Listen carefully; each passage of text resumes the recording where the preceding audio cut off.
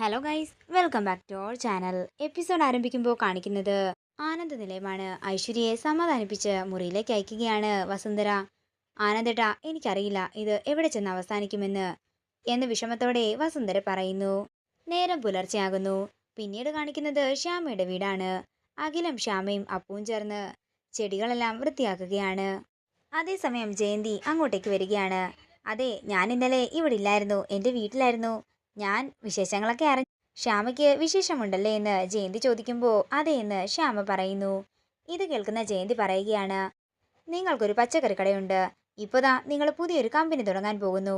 അതിൻ്റെ കൂടെ ദാ കുഞ്ഞുവാവയും വരാൻ പോകുന്നു. ഇനിയെങ്കിലും എൻ്റെ ആഗ്രഹം നിങ്ങൾ സാധിച്ചു തരുമോ എന്ന് ജയന്തി ചോദിക്കുമ്പോൾ എന്താ ആഗ്രഹമെന്ന് ശ്യാമയും ചോദിക്കുന്നു. അത് പിന്നെ ഈ വീടൊക്കെ ഇടിച്ചു പൊളിച്ച് നമുക്കൊരു പുത്തൻ വീട് വെക്കണം. അതിന് വീട് പൊളിക്കാതെ തന്നെ നമുക്ക് കാര്യം നടത്തിയെടുക്കാമെന്ന് പറഞ്ഞ് അകത്തേക്ക് ചെല്ലുന്ന ശ്യാമ വീട് പെയിന്റ് അടിക്കുന്ന കാര്യമൊക്കെ ജയന്തിയോട് പറയുകയാണ്.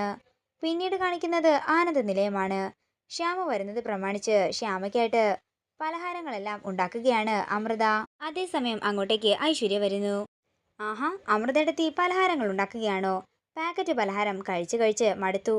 അല്ല, ഇവിടെ ഇപ്പൊ എന്താ വിശേഷം? ആദ്യേട്ടൻ്റെയോ മക്കളുടെയോ പിറന്നാളാണോ എന്ന് ഐശ്വര്യ ചോദിക്കുമ്പോൾ അമൃത പറയുകയാണ്, അപ്പോ നീ കാര്യങ്ങളൊന്നും അറിഞ്ഞില്ലേ? നമ്മുടെ ശ്യാമയ്ക്ക് വിശേഷമുണ്ടെന്ന്. ഒരു തളർച്ച വന്ന് ആശുപത്രി കൊണ്ടുപോയപ്പോൾ അവിടെ നിന്നാണ് പറഞ്ഞത്.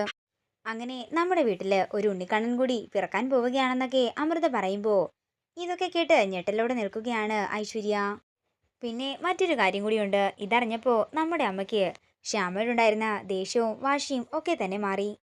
ഇനി മുതലേ അമ്മയ്ക്ക് ശ്യാമയോട് 10 മടങ്ങായിരിക്കും ഇഷ്ടമെന്നൊക്കെ അമൃത പറയുമ്പോൾ ഐശ്വര്യ ചോദിക്കുകയാണ്, അപ്പോൾ ഒരു പെണ്ണ് പ്രഗ്നന്റ് ആയാൽ ഇങ്ങനെയൊക്കെ ഇഷ്ടം കൂടുമോ? പിന്നല്ലാതെ ഐശ്വര്യക്ക് ഇതൊന്നും അറിയില്ലേ?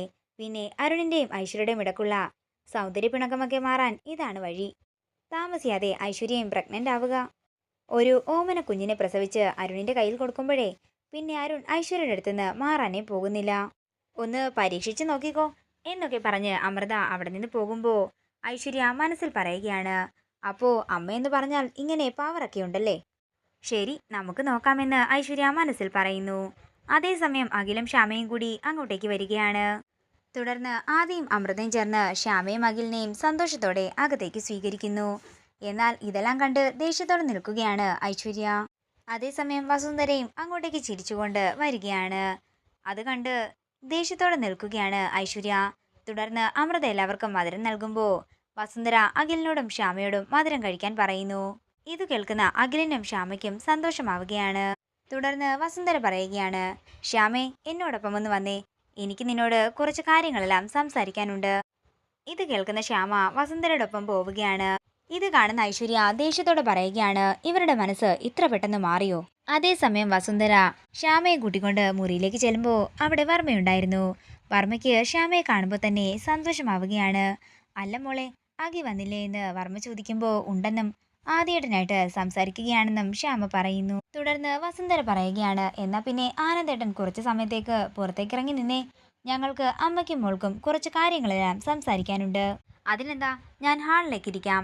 നിങ്ങൾ രണ്ടുപേരും കൂടി രഹസ്യങ്ങളെല്ലാം പറഞ്ഞു തീർക്കെന്ന് വർമ്മ പറയുമ്പോൾ ആനന്ദേട്ടൻ ഇന്ന് ഓഫീസിൽ പോകുന്നില്ലേ എന്ന് വസുന്ധര ചോദിക്കുന്നു. ഇന്നെന്താണെങ്കിലും അല്പം താമസിച്ചേ ഞാൻ പോകുന്നുള്ളെന്ന് വർമ്മ പറയുമ്പോൾ ഇത് കേൾക്കുന്ന വസുന്ധരയുടെ മുഖം മാറുകയാണ്. തുടർന്ന് വസുന്ധര ഒരു പെട്ടി അലമാരിയിൽ നിന്നും എടുത്ത് ശ്യാമയുടെ മുന്നിൽ തുറന്നു വെക്കുന്നു. അതിൽ നിറയെ സ്വർണ്ണാഭരണങ്ങളായിരുന്നു. ഇതെല്ലാം നിനക്കുള്ളതാ, ഞാൻ നിന്നെ ഒന്ന് ഇതെല്ലാം അണിയിക്കട്ടെ എന്ന് വസുന്ധര പറയുന്നു. തുടർന്ന് ശ്യാമയുടെ കഴുത്തിലേക്ക് നിറയെ മാലകളും കയ്യിലേക്ക് വളകളും ഒക്കെ ഇട്ടു കൊടുക്കുകയാണ് വസുന്ധര. ഇനിയും ഇതിൽ ധാരാളമുണ്ട്, നീ ഇതെല്ലാം വെച്ചോ, ഇതൊക്കെ അമ്മയുടെ ഷെൽഫിൽ തന്നെ ഇരിക്കട്ടെ എന്ന് ശ്യാമ പറയുമ്പോൾ വേണ്ടെന്നും ഇത് ഞാൻ നിനക്ക് തന്നതാണെന്നും വസുന്ധര പറയുന്നു. അമ്മേ, ഈ സ്വർണമൊന്നും എനിക്ക് ആവശ്യമില്ല. അമ്മ എന്റെയും അഖിൽ സാറിന്റെയും ഒപ്പം എന്നും സന്തോഷത്തോടെ ഇരുന്നാൽ മതിയെന്ന് ശ്യാമ പറയുന്നു. തുടർന്ന് വസുന്ധര പറയുകയാണ്, എന്നും സന്തോഷമായിട്ടിരിക്കും. നിന്നെയും അഖിയെയും സ്നേഹിക്കുകയും ചെയ്യും. പക്ഷേ ഞാൻ പറയുന്നത് മോൾ അനുസരിക്കണം. അമ്മ പറയുന്ന നല്ല കാര്യങ്ങളൊന്നും ഞങ്ങൾ ഇതുവരെ അനുസരിക്കാതിരുന്നിട്ടില്ലല്ലോ എന്ന് ശ്യാമ പറയുന്നു. എന്നാൽ ഞാൻ ഇനി ഒരു നല്ല കാര്യം മോളോട് പറയാൻ പോവുകയാണ്. മോൾ അതനുസരിക്കണം. 1 വർഷത്തേക്ക് നീയും അഖിയും തമ്മിൽ യാതൊരുവിധ ദാമ്പത്യ ബന്ധവും പാടില്ലെന്നല്ലേ അന്ന് ജോത്സ്യം പറഞ്ഞത്? അമ്മേ, അത് ശരിയാ, അങ്ങനെയൊക്കെ സംഭവിച്ചു പോയി. പക്ഷേ ഞങ്ങള് നല്ലൊരു ജോത്സ്യനെ കണ്ടിരുന്നു. ആ ജോത്സ്യം പറഞ്ഞത് യാതൊരുവിധ പ്രശ്നങ്ങളും ഇല്ലെന്നാണ്. ഇത് കേൾക്കുന്ന വസുന്ധര ദേഷ്യത്തോട് പറയുകയാണ്, എന്നാലേ എനിക്കത് വിശ്വസിക്കാൻ അല്പം ബുദ്ധിമുട്ടുണ്ട്. അമ്മേ, ഞാൻ പറഞ്ഞത് സത്യമാണെന്ന് ശ്യാമ പറയുമ്പോൾ വസുന്ധര പറയുകയാണ്, അഖിയെ നിനക്കിഷ്ടമല്ലേ? അഖിയുടെ ജീവന് ആപത്ത് വരുന്നതൊന്നും നീ ചെയ്യില്ലല്ലോ. ഇല്ലമ്മേ, ഞാൻ അങ്ങനെയൊന്നും ചെയ്യില്ല. എന്നാൽ ഇപ്പോൾ ഞാനും നീയും അത്രയധികം സ്നേഹിക്കുന്ന അഖിയുടെ ആയുസിന് ആപത്ത് വരാൻ പോവുകയാണ്.